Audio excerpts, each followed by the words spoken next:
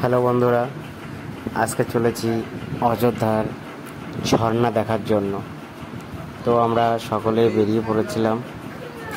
তো এই অযোধ্যার ঝর্ণা দেখার জন্য অনেকটা নিচে নামতে হয়, কমসে কম আনুমানিক 400-500 ফুট নিচে নামতে হবে, তারও বেশি হবে হয়তো। তো এক এক করে সিঁড়ি পার করে নিচে নামছি। নামতে নামতে ঈশানের বাথরুম চেপেছে, ওই জন্য ঈশান বাথরুম করে নিল এবং তারপরে ঈশান আবার ওর মামার কোলে উঠে পড়ল।